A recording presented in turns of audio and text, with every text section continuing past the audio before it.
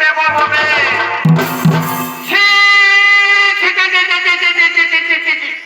ভগবান, হে হরি, আজ রানী আমাকে কিসের আনন্দে উপহার দিচ্ছে রে বাবা? আমি তো কিছু বুঝতে পারি না।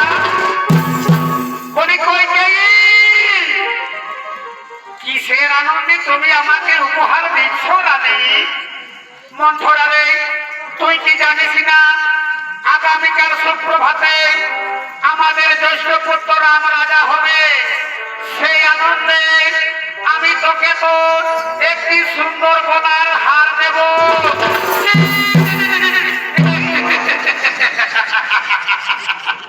হে ভগবান, হে হরি,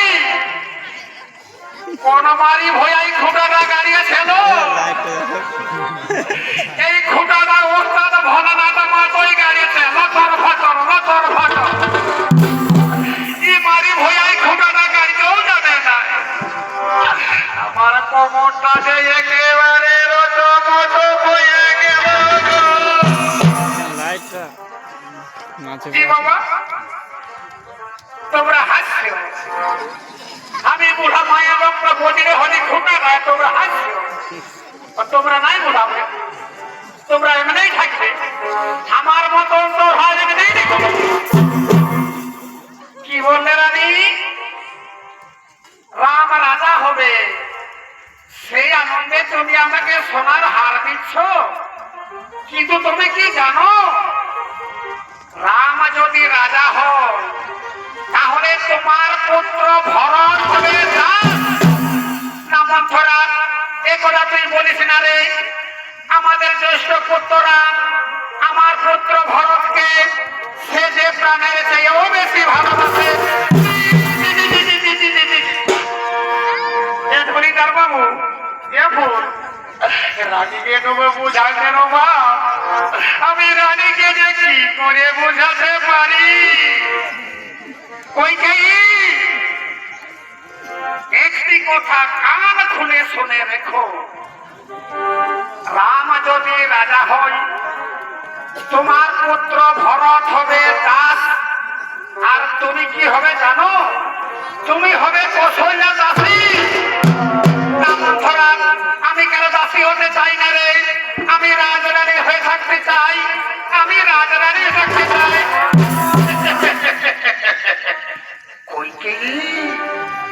তুমি যদি রাজরানী হয়ে থাকতে চাও তাহলে তুমি আমার কথা মতো চলো, তাহলেই তুমি রাজরানী হয়ে থাকতে পারবে। মন্থরা রে, এই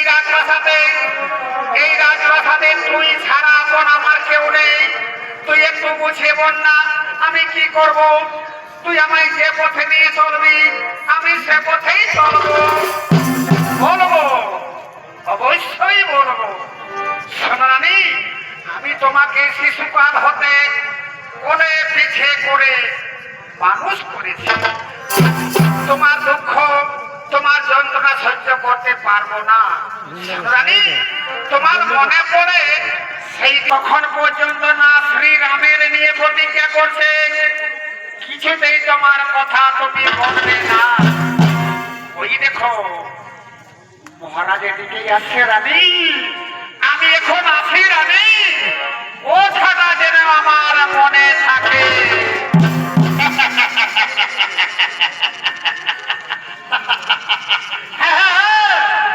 এইবারও ধৈর্য রাজপ্রাসাদটা দাউ দাউ করে জ্বলবে।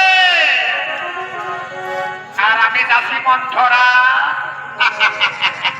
আমি কি করবো জানো?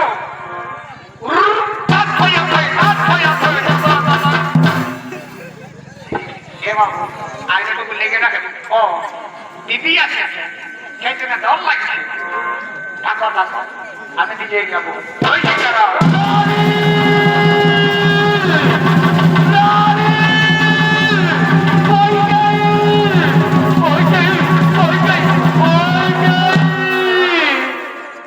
একই রানী, আজ আমার মহানন্দের দিনে তুমি রাজসিংহাসন ছেড়ে কোনো মাটিতে পড়ে রয়েছ। ওঠো রানী, কথা বলো রানী, কথা বলো। ও বুঝতে পেরেছি, আগামীকাল সুপ্রভাতে আমাদের জ্যেষ্ঠ পুত্ররা রাজা হবে। তাই রাজমাথাতে কেউ বুঝি তোমাকে কিছু বলেছে? শোনো রানী, আমি সূর্য বংশের জনস্রোত, কেউ যদি তোমাকে অপমান করে থাকে আমি এক্ষুনি যদি দণ্ড দেব।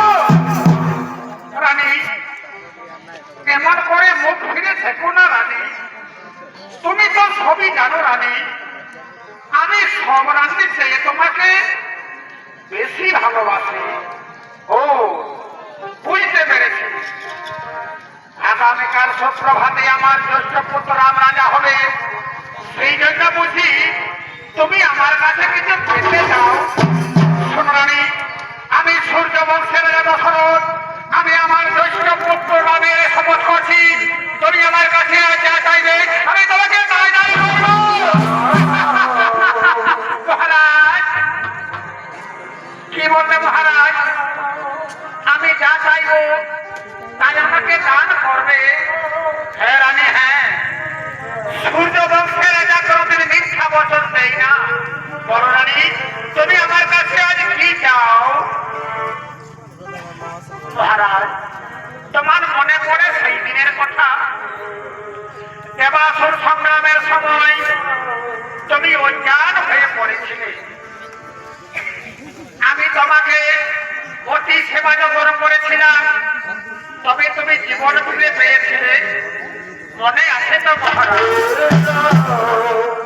হ্যাঁ রানী, হ্যাঁ, আমার সবই মনে আছে। আমি সেই দিন থেকে মনে করি আমার এই জীবন তোমার হাতের গান। মহারাজ, সেদিন তুমি আমাকে দুটি বর দিতে চেয়েছিলে না? দাও মহারাজ, সেই দুটি বর আমাকে আজ দাও। ও, এই জন্য তুমি অভিমান করে রয়েছ? শোনো রানী, আমি সূর্য বংশের দশরথ, তুমি আমার কাছে যে বর চাইবে আমি সঙ্গে সঙ্গে করব দান, আমি সঙ্গে সঙ্গে করব। মহারাজ, তাহলে শুনুন আমার সেই দুইটি বর। আমার প্রথম বর হলো আগামীকাল সুপ্রভাতে রাম রাজা হবে না, রাজা হবে আমার পুত্র ভরত। আর আমার দ্বিতীয় বর হলো রামচন্দ্রের হবে মুনি দেশে 14 বছর বনবাস।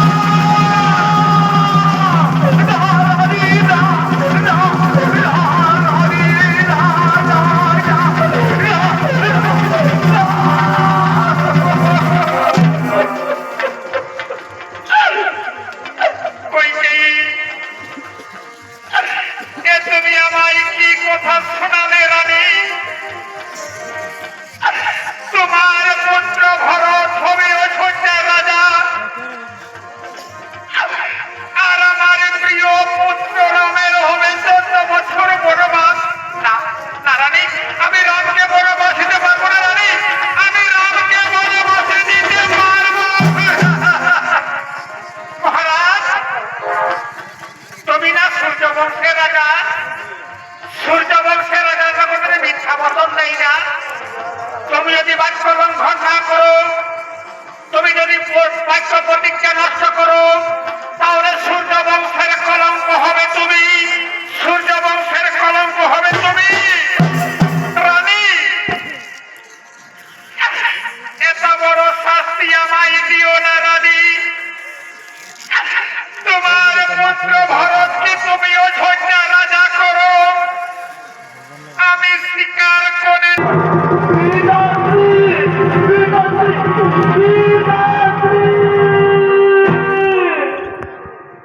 প্রণাম, প্রণাম পিতাশ্রী।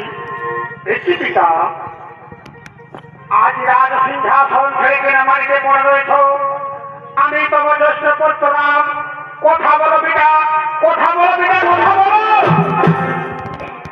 মা, মা গো, তুমি তো আমার মা, তুমি বলো না মা, আমার পিতার কি হয়েছে, কেন অমর করে মাটিতে পড়ে রয়েছে? আমি প্রণাম জানালাম, আমার সঙ্গে কথা বলছে না। তুমি বলো মা, আমার পিতার কি হয়েছে? শুনলাম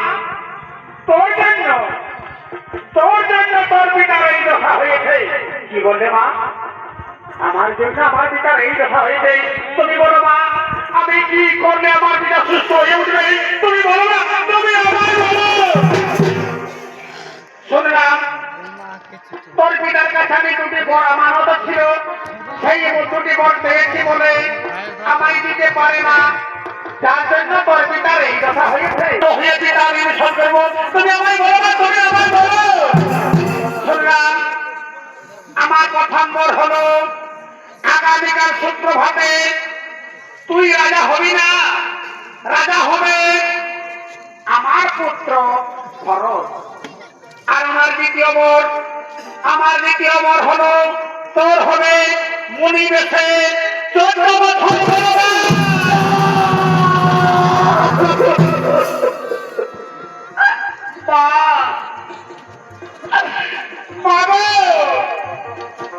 তুমি আমায় কি কথা শোনাবে মজনী আমার ছোট ভাই ভরত হবে অযোধ্যা রাজা আর আমার হবে 14 বছর বনবাস আমি তো রাজা হতে চাই না আমি রাজা হতে চাই বাবু এই তো তুমি আমায় আশীর্বাদ করেছ মা আমিও তো চাই মা 14 বছর বনবাসে গিয়ে সমস্ত মণি ঋষিদের চরণ দর্শন করে আমার জীবন আমি ধ্যান করবো আমি রাজা হব পিতা পিতা গো বুঝতে পেরেছি পিতা আজ পুত্র শোকে কাতর হয়ে আমার সঙ্গে কথা বলতে পারছো না পিতা গো তোমার পুত্র রামকে তুমি চিনতে পারলে পিতা আমি পুত্র হয়ে তোমার অভিশোধ করবো আমি মাতা কৌশল্যার কাছ থেকে বিদায় নিয়েছে মাতা সুমিত্রার কাছ থেকে বিদায় নিয়েছে আমি তোমার চরণ বন্দনা করে আমি চন্দ্রবন্ধুর মনোমন্ত্রী যাবো পিতা আমি চন্দ্রবন্ধুর মনোমন্ত্রী যাবো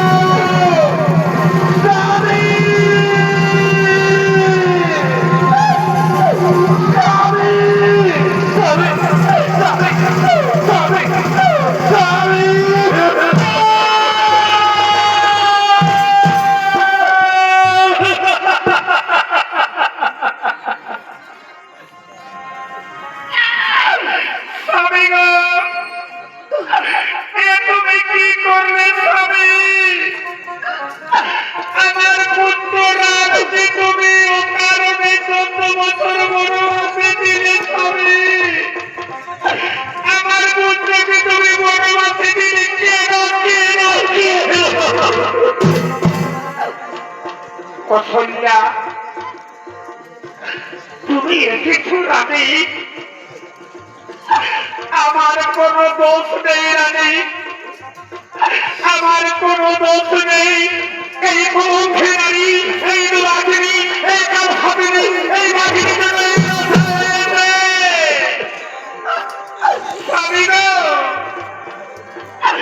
আমি তোমার চরণ ধরে দুটি মিনতি করি আমার পুত্রকে তুমি বনবাসে দিও না স্বামী তুমি বনবাসে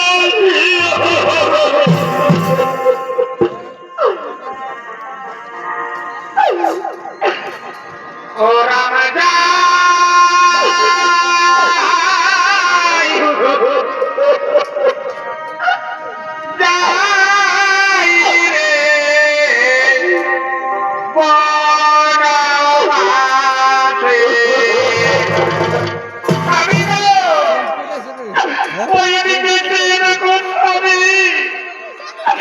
আমার পুত্র রাম আমাকে ছেড়ে বনবাসে চলে যাচ্ছে স্বামী তাকে তুমি বনবাসে দিও না গো তাকে তুমি বনবাসে দিও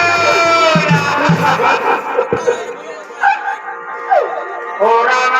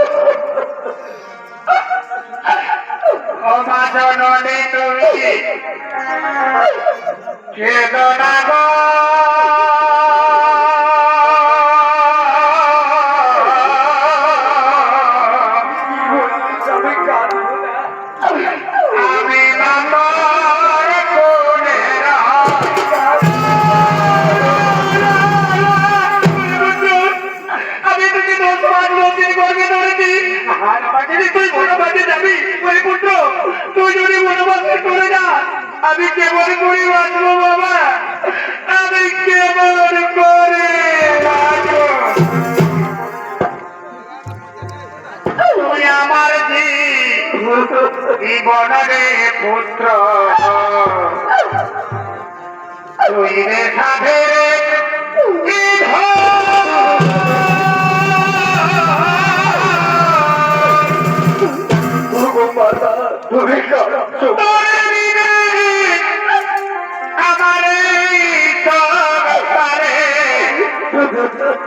কেহ নায়া মনে আমার কেহ